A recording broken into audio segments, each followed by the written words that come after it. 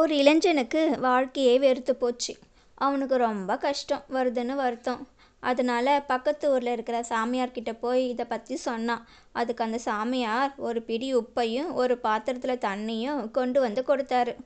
அந்த உப்பை இந்த பாத்திரத்தில் இருக்கிற தண்ணியில் போடுன்னு சொன்னார். அவனும் அதே மாதிரியே செஞ்சான். உடனே அந்த தண்ணியை குடிக்க சொன்னார். அவனும் குடித்தான். எப்படி இருக்குன்னு கேட்டார். ரொம்ப உப்பாக இருக்குது, குடிக்கவே கஷ்டமாக இருக்குன்னு சொன்னான் அந்த பையன்.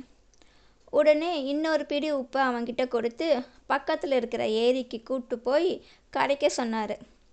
அந்த ஏரியில் இருந்து தண்ணியை குடிக்க சொன்னார். இப்போ எப்படி இருக்குன்னு கேட்டார். அவன் சொன்னான், ரொம்ப நல்லா தான் இருக்குன்னு. இந்த மாதிரி தான் உன் நிலைமையும். வாழ்க்கையில் துன்பம் உப்பு மாதிரி. அது எப்போவும் ஒரே அளவு தான் இருக்கும், கூடவும் குறையவும் செய்கிறதில்ல. ஆனால் நம்ம மனசு இந்த பாத்திரம் மாதிரியா இல்லை ஏரி மாதிரியான்னு நாம் தான் முடிவு பண்ணணும். இந்த பாத்திரம் மாதிரி நாம் இருந்தோம்னா அந்த துன்பம் நம்மளை நிம்மதியாக இருக்க விடாது.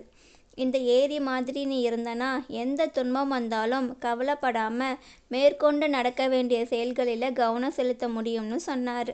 இதை கேட்டு தெளிவான அந்த இளைஞன் அவருக்கு நன்றி சொல்லிட்டு வீட்டுக்கு போனான். நம் வாழ்க்கையில் ஒவ்வொருத்தருக்கும் ஏதாவது கஷ்ட நஷ்டங்கள் இருக்க தான் செய்யும். அதற்காக அதை பற்றி மட்டுமே நினச்சிக்கிட்டு இருந்தோன்னா வாழ்க்கையில் முன்னேற முடியாது.